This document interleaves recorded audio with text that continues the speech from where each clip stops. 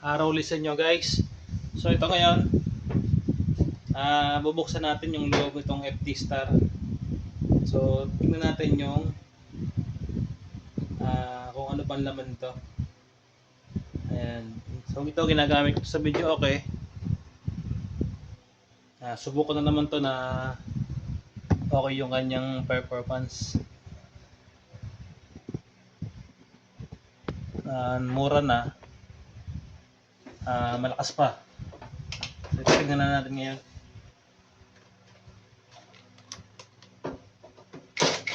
So first time ko itong buksan.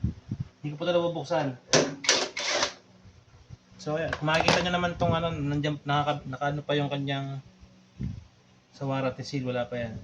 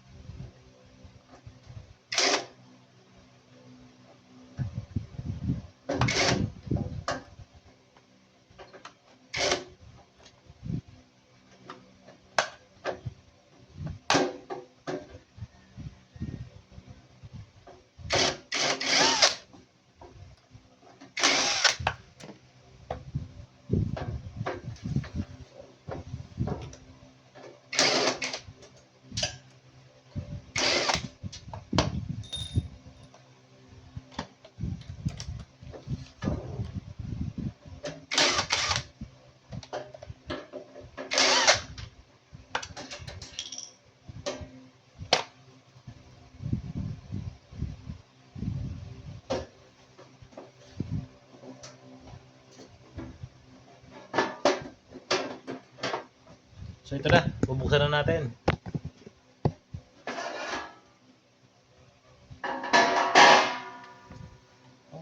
Dito nyo naman guys, fresh na fresh pa yung laman yung ano niya. Kasi bagong bago pa to eh.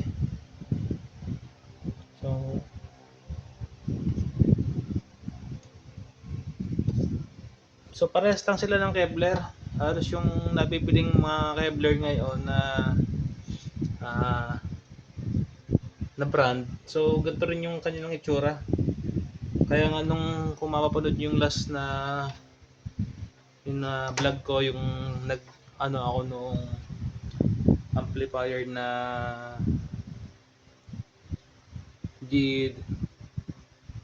WSK. Ayun. So ganito lang din yung itsura niya. Kaya sabi ko sa vlog kong 'yon, kumbaga iisa ang gumawa ng amplifier na to. So depende lang kung sinong brand yung magbibili at lalagay nila ng kanilang pinakatatak. Ko lang to, FT Star. Yung isa ko namang nabili ay WSK. So parehas lang naman sila ng itsura. So nagkakaiba lang sila sa pangalan. So tingnan natin yung capacitor nito kung ilang 80 volts.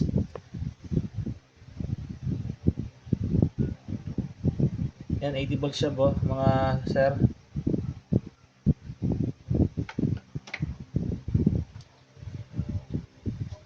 volts by 82 microfarad na dalawa naman siya.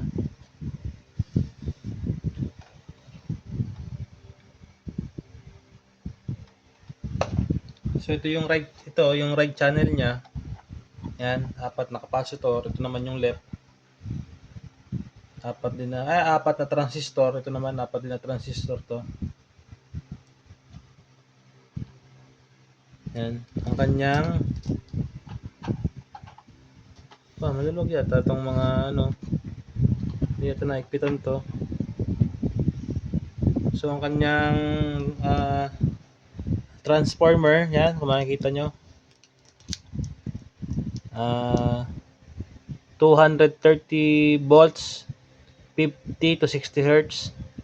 Ayan, yan yung kanyang transformer. So kita nyo ba guys?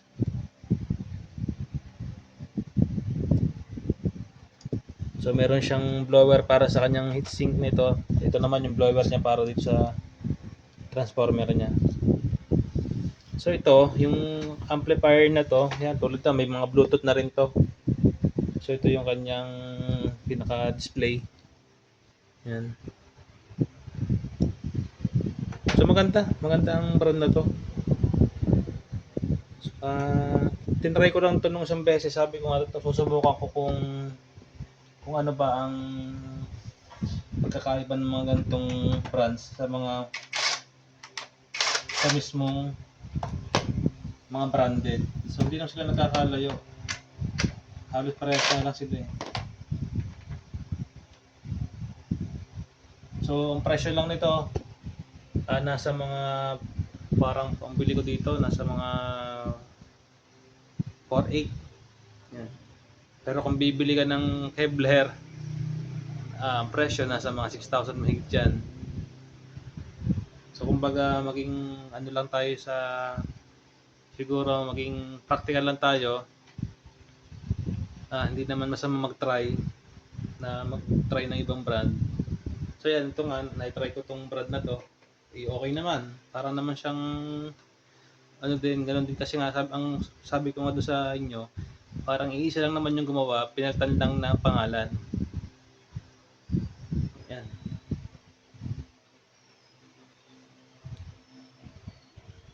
So yan guys, okay na. Thank you.